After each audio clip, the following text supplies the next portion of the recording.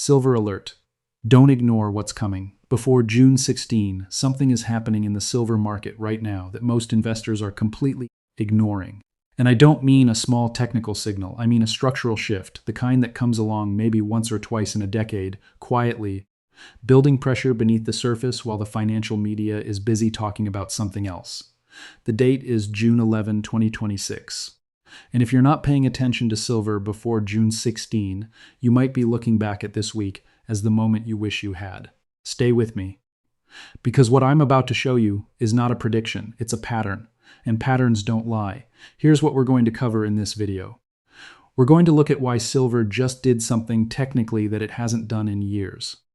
We're going to talk about a supply deficit that the mainstream financial press is almost completely ignoring. We're going to connect the global energy transition, industrial demand, and Federal Reserve policy into one picture that actually makes sense. And then we're going to talk about what historically happens next, and what smart money appears to be quietly doing about it.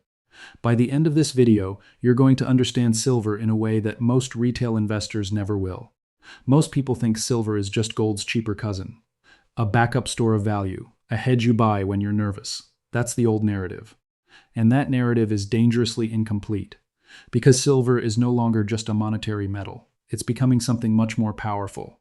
And the market hasn't fully priced that in. Not yet. Let's start with the chart, because the chart is telling a story right now. Silver has been consolidating for months, building pressure, compressing into a range that technicians call a coiling pattern. And recently, it broke. Now I want to be careful here, because breakouts don't always hold. Markets are messy. But what makes this particular move worth paying attention to is not just the price action, it's everything happening beneath it. Think of a technical breakout like a smoke alarm. The alarm itself isn't the fire, but it's telling you something is already burning. And when you combine a technical breakout with deteriorating supply fundamentals, rising industrial demand, and a macroeconomic environment that historically favors hard assets, you stop looking at a chart and start looking at a thesis. The gold-silver ratio right now is historically elevated. What that means is simple. Silver is deeply undervalued relative to gold on a historical basis. Whenever this ratio has stretched this wide in the past, and I mean historically, going back decades, silver has eventually moved aggressively to close that gap. Does that mean it happens tomorrow? No. Does that mean the conditions are aligning? Absolutely. Here's a question worth sitting with. If gold has already made new all-time highs in 2026, and why hasn't silver followed? The answer to that question might be the most important thing we discuss today. Section 2. The supply deficit nobody is talking about. Let me tell you something that should make you stop scrolling and actually pay attention. Silver has been running a structural supply deficit for multiple consecutive years. That means the world is consuming more silver than it is producing. And this is not a rounding error. We're talking about hundreds of millions of ounces, year after year. Now you might be thinking, if that's true, why isn't the price already exploding? That's a great question. And the honest answer is, the paper market for silver is enormous. Futures contracts, ETFs, derivative instruments, they create the appearance of infinite supply because traders can sell silver they don't physically own. The price can be suppressed in the short term by financial mechanics. But here's the thing about physical reality. It always wins eventually. You cannot paper over a physical shortage forever. At some point, the buyers who actually need the metal, the manufacturers, the solar panel producers, the defense contractors, the electronics assemblers, they come to the market with real money and they need real silver. Not a futures contract, not an ETF share, the actual metal. And when that moment of physical reckoning arrives, the price doesn't adjust slowly and politely. It adjusts fast and violently. We've seen this dynamic before. Hunt Brothers in 1980, the 2011 run. These weren't random events. They were moments when physical reality overwhelmed paper mechanics. We are not predicting that. We're not saying silver goes to some astronomical number in the next 90 days. What we're saying is the foundation for a major structural repricing is being built right now, quietly, while most people are watching tech stocks and crypto. Section 3. The industrial demand revolution. Here's where the silver story changes completely from every other era in history.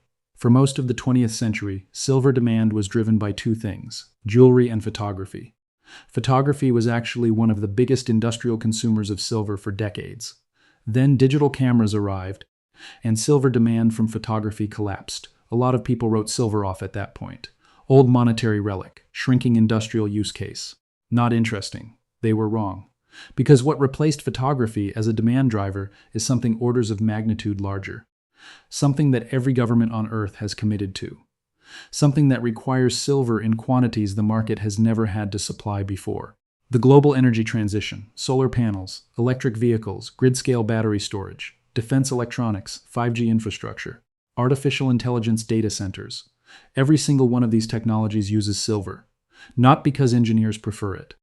Because silver is the most electrically conductive metal on Earth.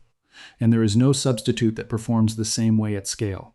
A single solar panel contains approximately 20 grams of silver. The International Energy Agency has projected that by 2030, solar capacity installations globally could require hundreds of millions of ounces of silver annually, from this sector alone. Let that sink in. The world is making a multi-trillion-dollar commitment to a build-out that physically requires silver at a scale the mining industry is not prepared to meet. Mining takes time. You don't open a new silver mine in 18 months. Permitting, exploration, development, we're talking about a decade-long pipeline. The supply response to higher demand is slow, brutally slow.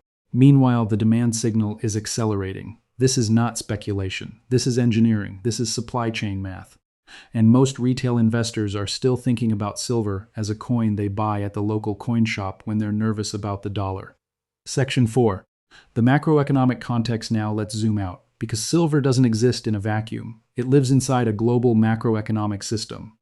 And that system right now is sending some very specific signals. Let's talk about the Federal Reserve.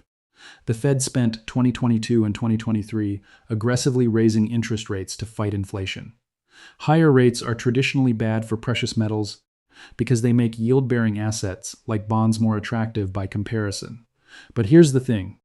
The debt load of the United States and most major economies has grown so large that high interest rates are creating their own crisis.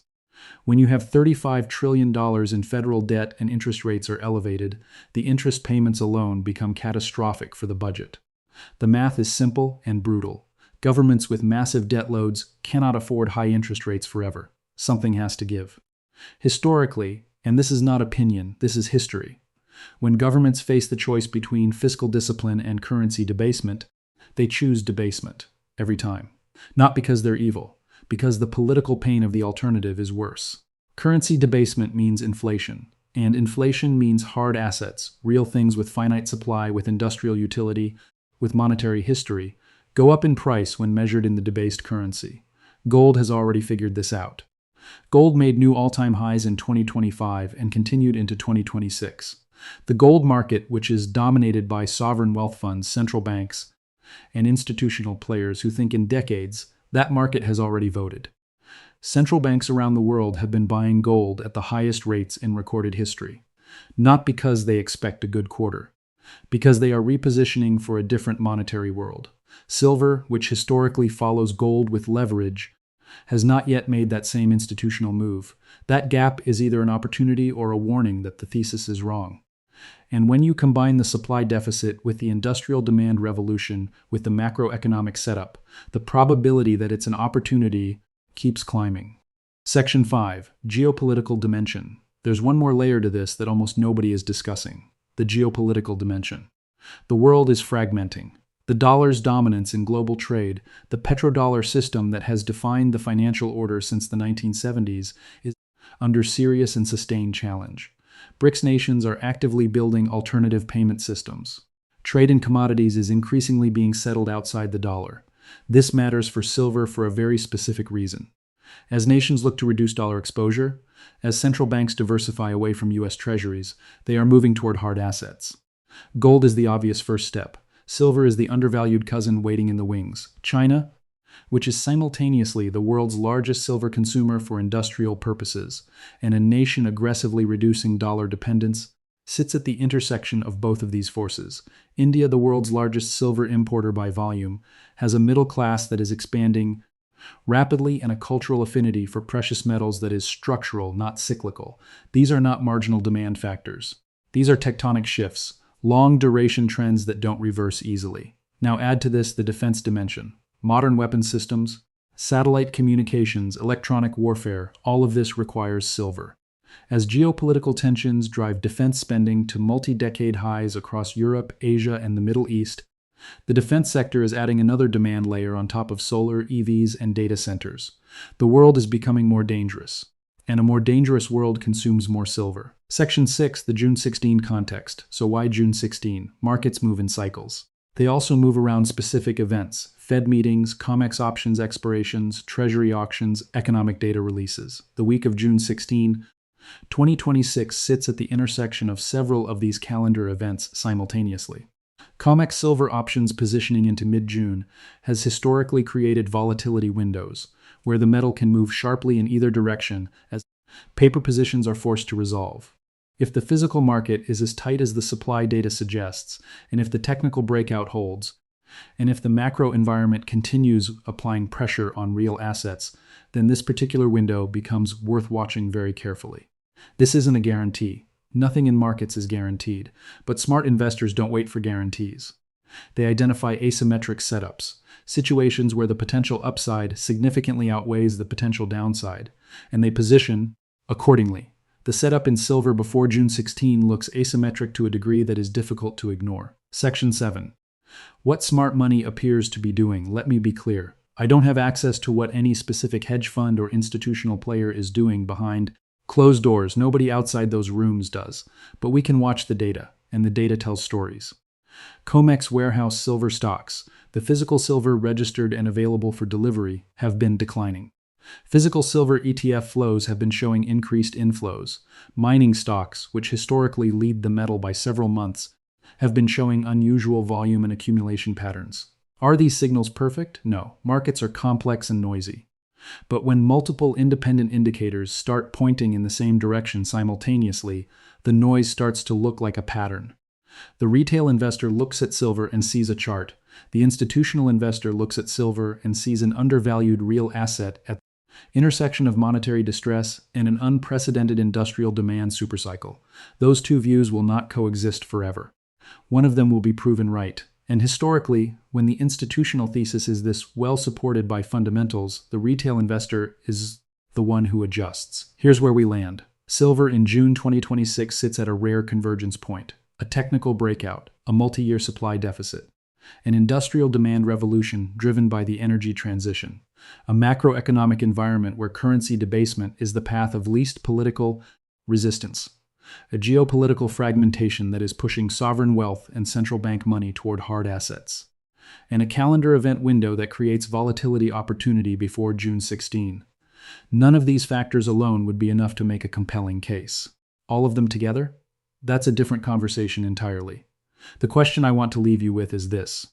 If a metal that the world physically cannot build the future without, solar panels, EVs, AI infrastructure, defense systems, if that metal is simultaneously running a multi-year supply deficit, historically undervalued relative to gold, and sitting at a technical inflection point inside a macroeconomic environment that has historically been its strongest tailwind, what is the market waiting for? And more importantly, what are you waiting for?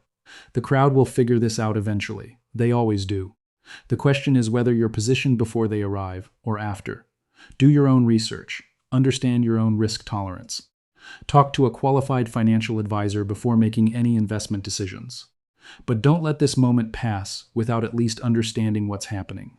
Because the silver market is sending a signal. And signals like this don't stay quiet forever.